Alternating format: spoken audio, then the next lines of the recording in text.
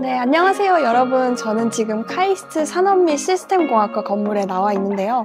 제가 오늘 너무 바빴는데 이렇게 이리저리 스케줄을 정리하다 보니 뭔가 꼬여버렸어요. 이러한 일들이 산업계에선 굉장히 많이 일어나고 있는데요. 이렇게 바쁘게 돌아가야 되는 이 스케줄을 직접 정리해주는 그 제조와 스케줄링에 대해 연구하시는 교수님의 강연 잘 보셨죠? 오늘은 산업 및 시스템공학과의 김현정 교수님 만나 뵙도록 하겠습니다. 그러면 빨리빨리 올라가 볼까요?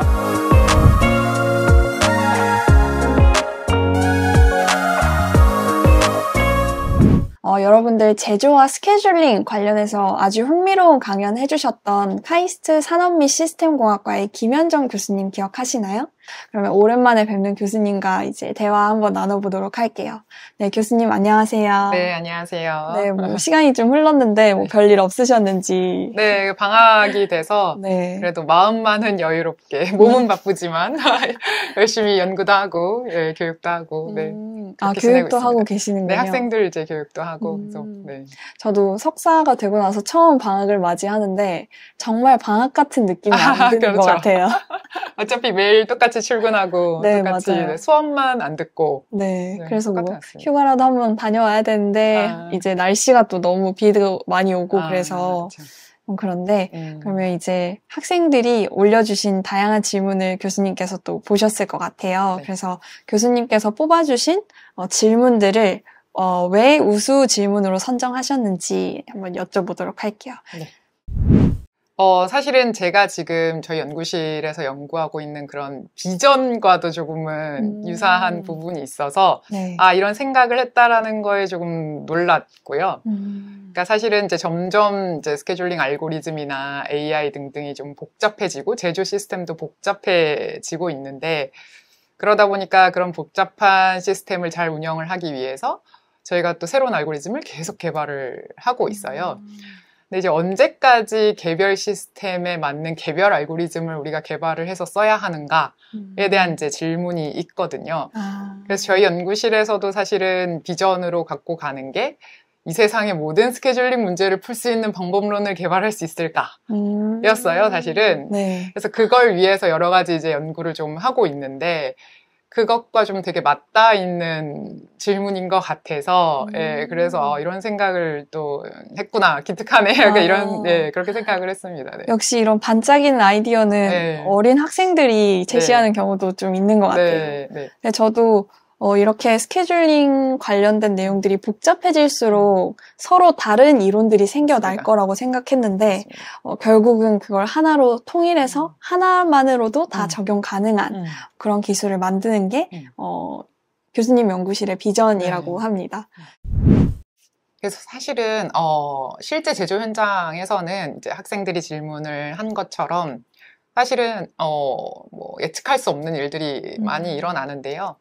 뭐 공정 시간도 갑자기 뭐 10분이면 될 것들이 갑자기 뭐 15분이 걸린다거나 아니면은 도착하기로 했던 자재가 도착하지 않는다거나 아니면은 설비가 고장이 난다거나 아니면 긴급 주문이 갑자기 들어온다거나 등등의 여러 가지가 있는데, 사실은 저희가 인공지능을 쓰려고 하는 이유도 그런 이상 상황까지 대응을 좀 할 수 있어야겠다 라는 측면이 좀 큽니다. 물론 예전에는 저희가 일반적인 상황, 전혀 뭐 이제 예측할 수 없는 그런 뭐 고장이 있거나 그런 상황이 아닌 일반적인 상황에서 일반적인 경우에 우리가 알고리즘을 잘 만들어서 써보자, 그런 거였는데, 사실 제조 현장은 생각보다 예측할 수 없는 상황들이 많이 일어나거든요. 그렇죠. 네. 그러니까 그러다 보니까 그걸 매번 사람이 대응하기에도 너무나 힘들고, 사람들은 사실 먼 미래까지 생각해서 당장 대응을 하는 것도 조금 어렵고, 그래서 인공지능을 좀 활용을 해서 그런 상황도 충분히 트레이닝을 시켜서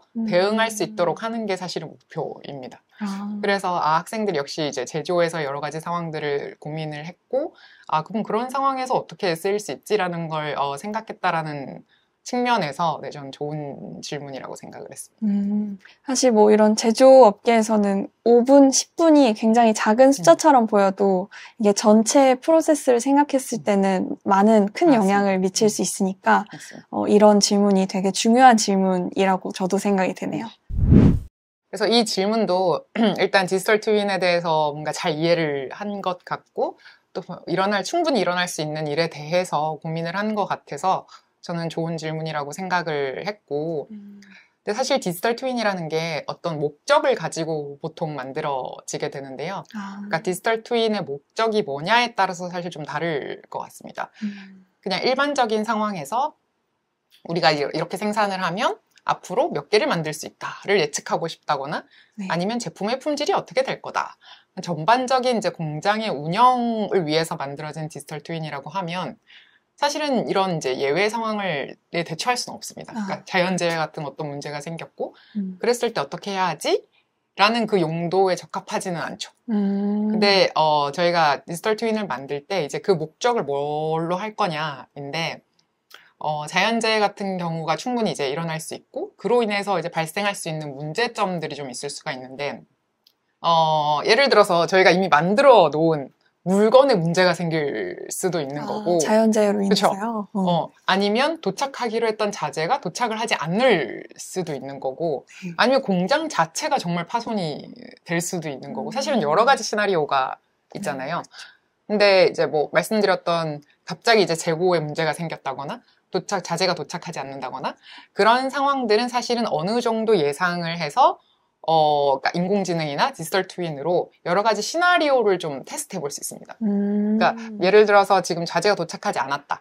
그런데 우리가 갖고 있는 자재가 현재 무엇이고 이걸 가지고 어떤 걸 생산할 수 있다라고 했을 때 그렇다면 우리 공장을 먼저 다른 제품을 생산하는 형태로 진행을 하게 되면 그럼 어떤 문제가 일어날 것인가에 대해서 좀 이제 시나리오 분석도 해보고 가장 좋은 이제 시나리오를 선택을 해볼 수도 있고요. 근데 이제 그 외에 저희가 생각지도 못한 어떤 상황이 일어났다. 네. 그럼 사실 대응하기 조금은 어려운 부분이 있습니다. 그래서 디지털 트윈도 목적에 맞게 만들어야 하고 그러한 이제 뭐 자연재해와 관련된 그런 목적에 맞게 또 디지털 트윈을 만들 수가 있거든요. 그래서 거기서 발생 가능한 여러 가지 이제 시나리오들을 분석을 해보고 그렇게 대응을 해볼 수도 있을 것 같습니다. 그러면 디지털 트윈을 통해서 여러 목적으로 이제 공간을 형성할 수는 있지만 결국 궁극적인 목적은 생산성 향상을 위한 거라고 이해해도 될까요? 생산성 향상을 위한 디지털 트윈을 일반적으로 많이 만드는 것 같고요. 근데 다양한 목적으로도 충분히 만들 수 있습니다. 네. 그러면 원하는 목적에 따라 그 디지털 트윈을 다르게 바꾸어서 상황에 조금 더 대처를 가능하도록 하는 기술이 있다고 합니다. 이 질문도, 그러니까 말씀해주신 것처럼 두 번째나 사실은 어떻게 보면 세 번째 질문과도 연결이 되어 있고, 네. 사실은 많은 학생들이 궁금해 하는 것 같아요. 이제 문제가 발생했을 때. 그리고 본인들의 시험 스케줄을 짰는데, 보통은 그 스케줄대로 따라하기가 힘들어서 그쵸. 계획이 틀어지는데, 그럼 어떻게 해야 될까요? 이런 건데요. 마찬가지로 제조에서도 그런 상황들이 이제 충분히 일어날 수가 있고, 그래서 예상과 다르게 저희가 뭔가 흘러간다라고 하면은 그걸 이상탐지라고 해서 또 이상 어떤 알람을 주기도 합니다. 그걸 AI로 이제 분석을 해서 원래 우리가 가야 할 길이 있는데, 길이 벗어났어. 라는 거죠. 그리고 그거에 대한 이제 알람을 줘서 사용자가 직접 어떤 문제가 이제 있는지를 볼 수 있게 해주기도 하고요. 그리고 알람을 주고 나서 그럼 지금 상황에서 우리가 갖고 있는 대안은 이 세 가지야 라고 해서 그 세 가지 대안에 대해서 빠르게 이제 시뮬레이션을 해서 첫 번째 대안을 선택하면 어떻게 되고 두 번째 대안을 선택하면 어떻게 되고 그럼 대안들을 이제 제시를 해주고 그 대안들의 장단점을 분석해주고 그걸 최종적으로 사용자가 선택할 수 있게 그렇게 해주기도 합니다. 제가 지금까지는 AI 고도로 발전했다라고 해도 어쨌든 사람보다는 융통성이 조금 떨어진다라고 생각했는데 교수님의 이야기를 들으면서 오히려 AI가 인간보다 더욱더 융통성 있게 상황을 대처할 수 있지 않나라는 생각을 하게 된 것 같아요. 카이스트 질문다락방. 네, 말씀해주신 이 4가지의 우수한 질문들 중에서도 가장 우수한 질문을 한번 뽑아보는 시간을 갖도록 할 텐데요. 우수 질문으로 선정된 친구에게는 저희가 이 카이스트의 귀여운 넙죽이가 그려진 컵을 선물로 보내드리고 있습니다. 그러니까 여러분들도 많이 참여해주셔서 꼭 우수 질문으로 선정되시길 바랄게요. 자, 그러면 제조와 스케줄링 주제의 우수 질문을 한번 뽑아보도록 하겠습니다. 교수님께서 선정하신 우수 질문은 과연 누구인가요? 저는 첫 번째 질문을 보고 싶습니다. 네, 조슈아 학생의 질문이죠. 스케줄링의 이론이 하나의 원리로 통일될 수 있을지를 궁금해 했는데요. 교수님의 연구실 비전과도 같은 방향을 바라보고 있는 질문이었습니다. 교수님께서 이 질문을 최우수 질문으로 선정하신 이유가 뭘까요? 다른 이제 좋은 질문들이 사실 많았었는데, 네. 많은 학생들이 어떤 이제 문제가 발생했을 때, 예측치 못한 상황이 발생했을 때 어떻게 대응할 수 있을까요?에 대한 이제 질문들이 주를 이루었었고요. 네. 그런데 이 조슈아 학생이 이제 질문한 건 사실 다른 학생들은 아무도 질문을 안 했던 부분이었고, 네. 또 말씀드린 것처럼 이런 생각을 하는 학생이 있구나. 그러니까 제가 고민하고 있고 제가 미래의 어떤 스케줄링으로 생각하고 있는 부분에 대해서 고민을 했다라는 게 조금 놀라워서 선정을 하게 되었습니다.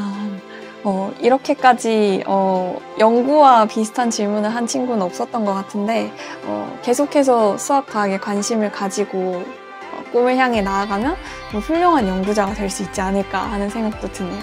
네, 오늘 우수 질문으로 조슈아 학생이 선정되셨고요. 조슈아 학생처럼 이렇게 독창적인 질문 다들 많이 남겨주시면 나중에 훌륭한 연구자가 될 수 있지 않을까 하는 생각을 합니다. 그러면 저희는 오늘 영상 여기까지 하도록 하고 다음번에 더 재미있는 영상으로 여러분들 만나러 올게요. 감사합니다.